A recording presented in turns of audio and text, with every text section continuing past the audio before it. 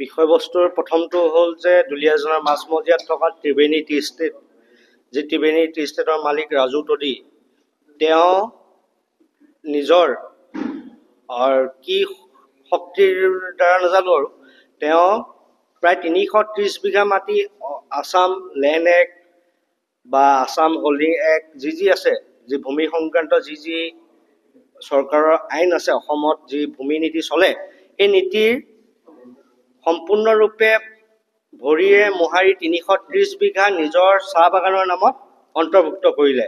এতিয়া প্ৰথম কথা হ'ল যে অসমত চাহ বাগিচাৰ বাবে ৫০ বিঘাতকৈ অধিক মাটি কোনো ব্যক্তিয়ে নিজৰ নামত ৰাখিব নোৱাৰে। সেইটো নিজৰ নামতে হওক বা কোম্পানীৰ নামতে হওক। কোম্পানীৰ নামত যদি মাটি ৰাখিব লগা হয়, সেইটো মাটি আপোনাৰ অসম চৰকাৰৰ ভূমি বিভাগে তেখেতলোকক গ্ৰাণ্ট দিব লাগিব বা লিজত দিব লাগিব। এই দুটা ধৰণে তেখেতলোকে লাভ কৰিব। এতিয়া কথাটো হৈছে ৩৩০ বিঘা মাটি এজন ব্যক্তিৰ নামত অহা কোনো ধৰণৰ ব্যৱস্থা নথকাকে অসমত এজন মানুহে অনা অসমীয়া ব্যৱসায়ে কেনেকৈ নিজৰ নামত আনিলে, সেইটো অতি গুৰুত্বপূৰ্ণ কথা।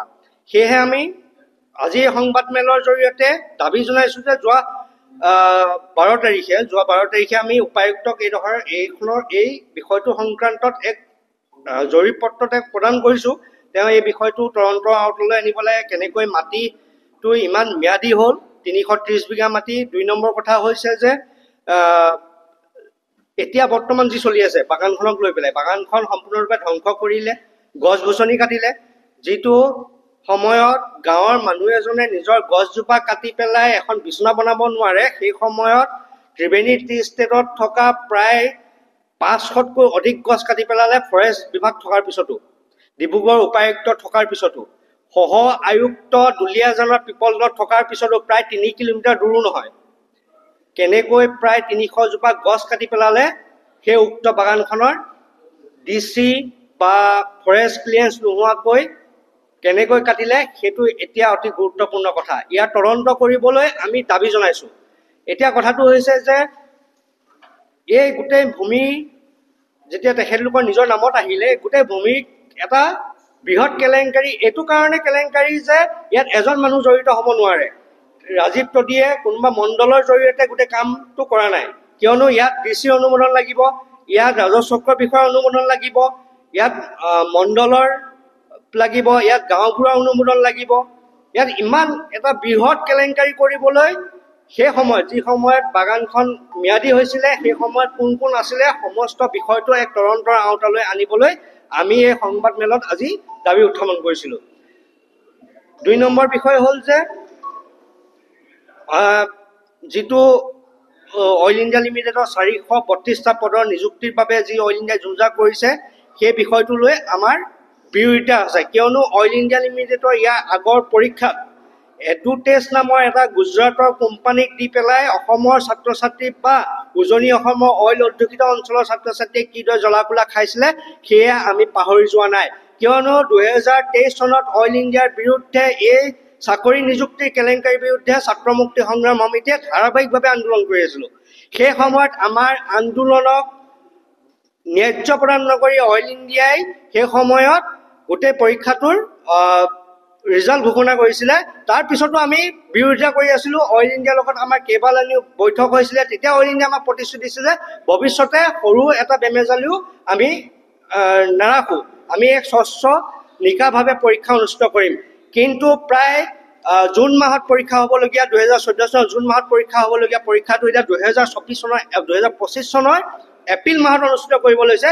আৰু এই এপ্ৰিল মাহত পৰীক্ষা পাতোঁতে এডুকুৱেটি নামৰ এটা কোম্পানী হায়দৰাবাদৰ প্ৰতিষ্ঠান হয়, যি প্ৰতিষ্ঠানে প্ৰায় ভাৰত চৰকাৰৰ গুৰুত্বপূৰ্ণ পৰীক্ষা, মধ্যপ্ৰদেশৰ পৰীক্ষা, মহাৰাষ্ট্ৰৰ পৰীক্ষা, কোৰ্টৰ পৰা আৰম্ভ কৰি ভাৰত চৰকাৰে ব্লেক লিষ্টেড কৰি থকা কোম্পানীটোক অইল ইণ্ডিয়াই আদৰি আনিছে। কি কাৰণে, কাৰ স্বাৰ্থত অইল ইণ্ডিয়াৰ CMD ৰঞ্জিত ৰথাই এই কোম্পানীটো আনিব লগা হৈছে, এই সংবাদমেলত আমি তাকে প্ৰশ্ন কৰিছোঁ। অইল ইণ্ডিয়া লিমিটেডে যে ইয়াৰ আগৰ প্ৰতিষ্ঠান এডুটেষ্টক যে এইবাৰ বাতিল কৰিলে, এইবাৰ যে পৰীক্ষাটোৰ পৰা আঁতৰাই ৰাখিলে, সেইটো আমি ২০২৩ চনতে কৈ আহিছিলোঁ যে এইটো অতি ২ নম্বৰী এটা দগাবাজ কোম্পানী হয়, যাৰ জৰিয়তে শিক্ষিত নিবনুৱা যুৱক যুৱতীসকলে মূৰ খাইছে।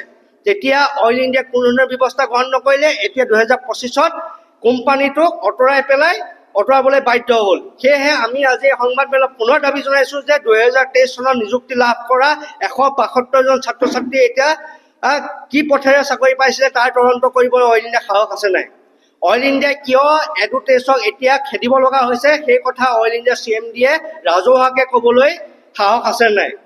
আমি এই সংবাদমেলৰ জৰিয়তে অইল ইণ্ডিয়াক আজি আমি এটা স্পষ্ট কৰি দিব বিচাৰিছিলোঁ যে অইল ইণ্ডিয়াই 432টা পদৰ নিযুক্তিৰ বাবে যি পৰীক্ষা অনুষ্ঠিত হ'ব, তাত যদি এডুকুৱেটি নামৰ যদি এনেকুৱা আকৌ 2 নম্বৰী প্ৰতিষ্ঠানক যোনে ভাৰত চৰকাৰে নিষিদ্ধ কৰিছে, বম্বে উচ্চ ন্যায়ালয়ত কেছ চলি আছে, মহাৰাষ্ট্ৰৰ পৰা খেদি পঠিয়াইছে, সেইটো আকৌ অসমলৈ আনি পেলাই অইলে যদি পৰীক্ষা পাতে, ইয়াৰ পৰিণাম বেয়া হ'ব অইল ইণ্ডিয়াক আজি আমি এই সংবাদমেলৰ দ্বাৰা সকীয়াই দিলোঁ।